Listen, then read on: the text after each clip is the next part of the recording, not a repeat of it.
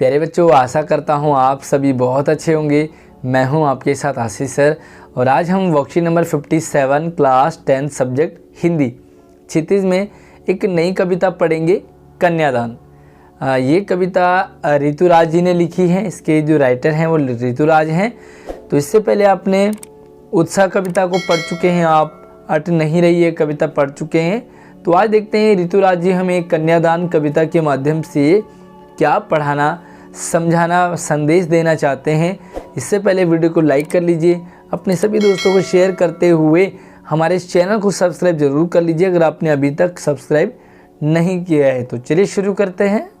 तो सबसे पहले थोड़ा सा इसके लेखक का परिचय कर लेते हैं, जो ऋतुराज कविता है और उन्होंने इस कविता में क्या वर्णन किया है। ऋतुराज जी का जन्म 1940 यानी कि 1940 में भरतपुर में हुआ। राजस्थान में है भरतपुर।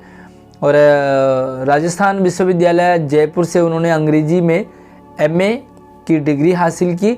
40 वर्षों तक अंग्रेजी साहित्य में अध्यापन करने के बाद वो सेवानिवृत्त हुए। ये मान के चलो कि 40 वर्ष तक इन्होंने अंग्रेजी में साहित्य लिखा। उसके बाद ये हिंदी में कविताएं लिखने आए। जयपुर में रहते थे तब उनके अब तक 8 कविता जो है वो प्रकाशित हो चुकी है। मतलब अंग्रेजी में इन्होंने टीचिंग करी, लेकिन जो हिंदी की 8 कविताएं इन्होंने कविता संग्रह इन्होंने प्रकाशित कर लिया है। और जिनमें से क्या भाई, एक मरण धर्मा और अन्य, पुल पर पानी, सूरत नीरत और लीला मुखारविंद, ये मेन है, फेमस है, काफ़ी प्रसिद्ध हैं। उन्हें सोमदत्त परिमल सम्मान, मीरा पुरस्कार, पहल सम्मान तथा बिहारी पुरस्कार मिल चुके हैं। कई बार इनके बारे में जब आप बड़ी क्लासेस में जाओगे या आप जब भी अपने एग्ज़ाम की तैयारी करोगे तो ये सवाल आपको वहाँ पर पूछे जाते हैं। मुख्यधारा से अलग समाज के हाशिए के लोगों की चिंताओं को ऋतुराज ने अपने लेखन का विषय बनाया। जो भी समस्याएं हैं, जो प्रचलित रूढ़िवादियाँ हैं, कुछ ऐसी जो समस्या है जिनको लोगों ने फेस किया, उसी को इन्होंने अपना विषय बनाया अपनी कविता का। उनकी कविता में दैनिक जीवन के अनुभव और यथार्थ यानी कि रियलिटी थी, दैनिक जीवन था, जो भी डेली रूटीन में जो हमें चीज़ें दिखाई देती है वही उनकी कविता में दिखाई देता है। और वह अपने आसपास रोज़मर्रा में घटित होने वाले सामाजिक शोषण, विडंबना, उस पर निगाह डालते थे। जो भी समाज में क्या कुछ चल रहा है, क्या कुछ शोषण हो रहा है, क्या घटनाएं हो रही हैं, उन्हीं को उन्होंने फेस किया, देखा और उस पर अपनी कविता लिखी। यही कारण है उनकी भाषा अपने परिवेश और लोक जीवन से जुड़ी है। जो भी उनकी भाषा है, आप ऋतुराज की आज वाली कविता पढ़ेंगे कन्यादान तो आपको लगेगा कि आम बोलचाल की भाषा है और जितनी सरल भाषा होती है उतना ही वो अच्छे से समझ हमें आ जाता है। तो चलिए देखते हैं। तो कन्यादान का मतलब होता है कन्या का दान करना। जब शादी होती है, विवाह होता है लड़की का, तो उसमें क्या होता है कि कन्यादान किया जाता है, यानी कि लड़की को विदा किया जाता है, लड़के के हाथ में सौंपा जाता है।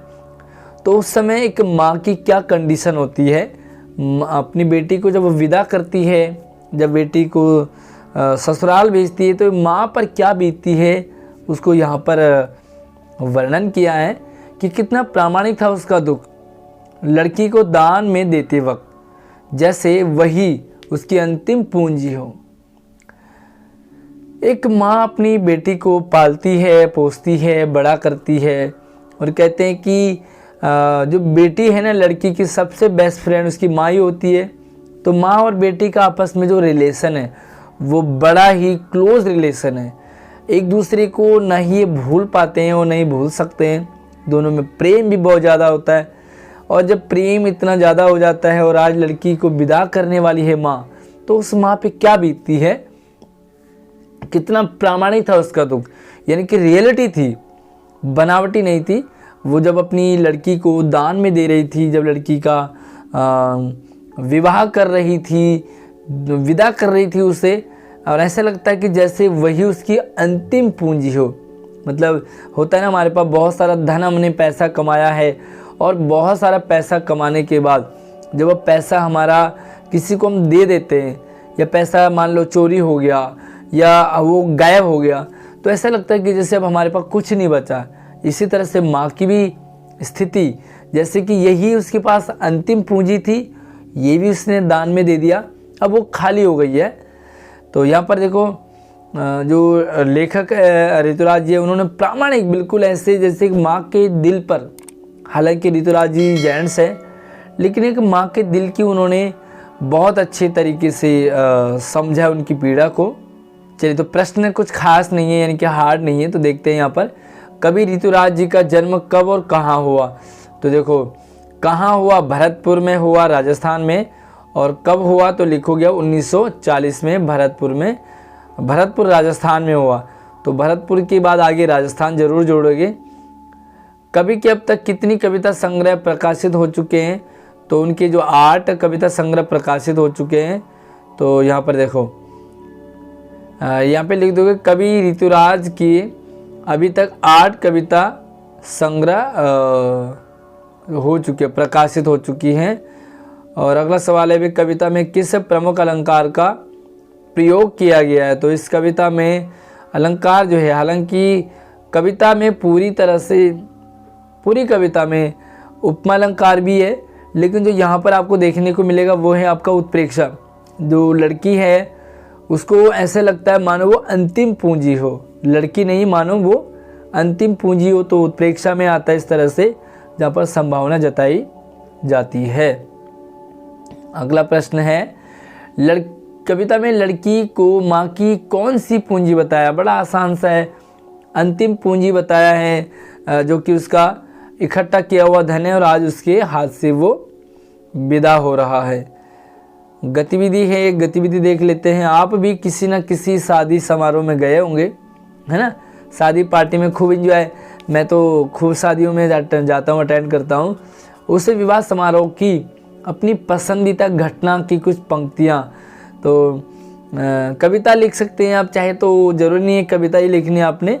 आप शादी में गए, पार्टी में गए और आपने वहाँ पर कुछ ऐसी चीज़ देखी जो कि घटना बन गई हो, है ना, कुछ अजीब सा देखा हो, कुछ इंटरेस्टिंग सा देखा हो, तो उसे आप मुझे भी आप इस वीडियो में कमेंट करेंगे कि आपको किसी शादी पार्टी में सबसे अच्छी चीज़ या आपको पसंदीदा घटना कौन सी थी, तो मुझे कमेंट में भी बताएंगे, साथ ही इसके आंसर में भी आप ऐड करेंगे। और वीडियो को आपने लाइक करना है। अगर आपको कंप्लीट कविताएं समझनी है तो आप मुझे कमेंट करें कि मैं एक प्रॉपर पूरी कविता को एक ही वीडियो में आपके लिए बना लूँगा, ताकि आपको पूरी कविता अच्छे से समझ आ जाएगी। तो चलिए, वीडियो को लाइक करने के साथ साथ शेयर कीजिए अपने सभी दोस्तों को, और नई नई वीडियो लगातार आपके पास आती रहे। चैनल को सब्सक्राइब करने के साथ साथ और नोटिफिकेशन को जरूर ऑन कर लीजिए। धन्यवाद।